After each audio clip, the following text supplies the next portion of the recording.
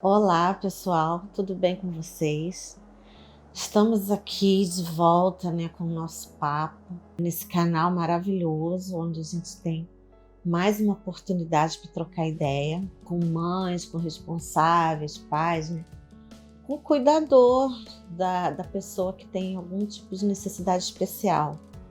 Então, por isso é muito importante, se inscreve no nosso canal, vai lá e clica lá nas notificações, no sininho, dá um joinha pra gente e participa, manda pergunta, algum questionamento, algum comentário, que essa vai ser mais uma extensão para essa conversa tão necessária e tão urgente.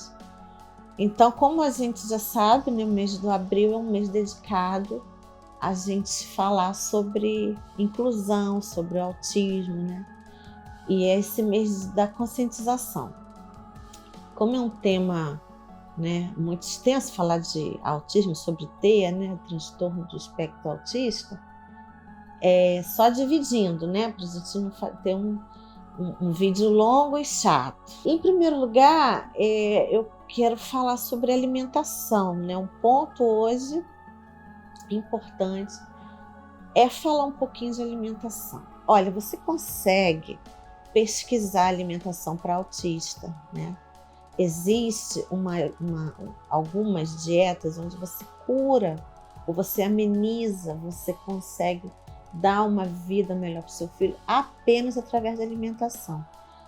Não é uma alimentação barata, e eu sei que é um momento complicado falar de custo, gasto, alimentação, por tudo que a gente está vivendo, O custo de vida aumentou, A gente tem toda uma questão social aí pendente, mas é importante, é muito importante que a gente saiba que através da alimentação você tanto prejudica o seu filho, como você ajuda, você melhora, E não é só no caso do autismo. Na verdade, essa alimentação que a gente tem aí quase que 100% industrial, ela prejudica qualquer um, não apenas uma criança especial, não apenas quem tem autismo e nem apenas quem tem epilepsia. Então, para quem não sabe, através do Milagre de Rafa, eu conto ali algumas coisas e eu dou uma pincelada na alimentação, para vocês ficarem atentos.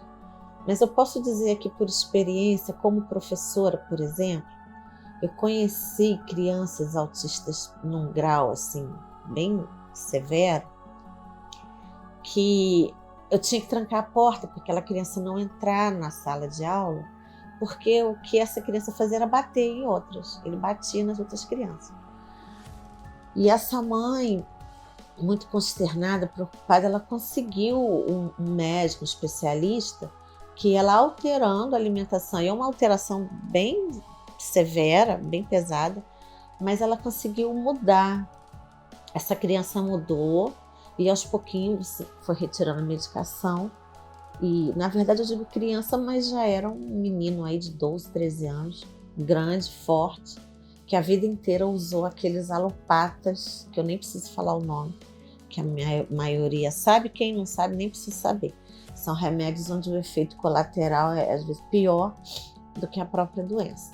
Então, por exemplo, para epilepsia, eu pesquisei a dieta cetogênica e eu vi muitos sites, muitas mães muito felizes com o resultado, que conseguiam amenizar, diminuir o número de crises. Não é uma dieta barata, tem um leite 4.0, que é difícil de achar, na época era caro, mas eu entendi a base daquela dieta, eu entendi que muita proteína, muito legume, pouco carboidrato, Eles cortam feijão, macarrão. Eu não faço essa coisa radical, mas a gente gasta hoje mais no sacolão do que no mercado, Só como uma comparação. O que eu entendo, o que a gente consegue perceber é o seguinte: o açúcar e tudo aquilo que vira açúcar no nosso organismo, ele agita o cérebro.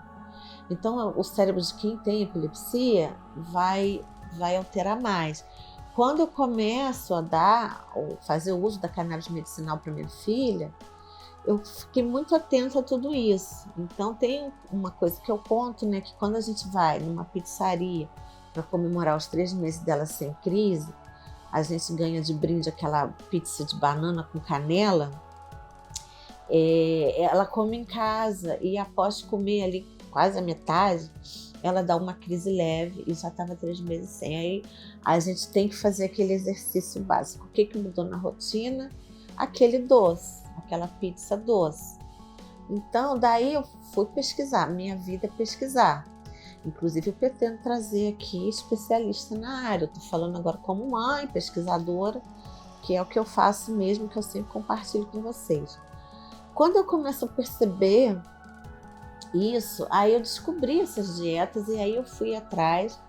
E, por exemplo, na hora de fazer um exame de sangue em jejum e eu ia na padaria e lá eu dava um leite com Nescau comum, o que era diferente do de casa, eu já estava então com Nescau Light, com aquele achocolatado amargo, que é para doce, né? O açúcar dela, eu já estava mudando tudo, eu lia e via, e eu via na minha frente o resultado. Aliás, tudo que eu pesquisei em termos até do uso, né, da cannabis, aquilo que eu lia, eu via acontecendo na minha casa. Então, com a alimentação foi a mesma coisa. O que é importante a gente saber? Que ao invés de dar o refrigerante, dá água. Isso não é caro, entendeu?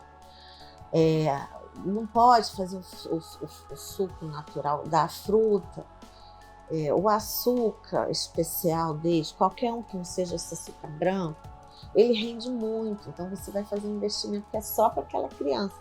Hoje eu evito, mas de vez em quando eu uso o açúcar, mas não é muito, né? Não é sempre. Enfim.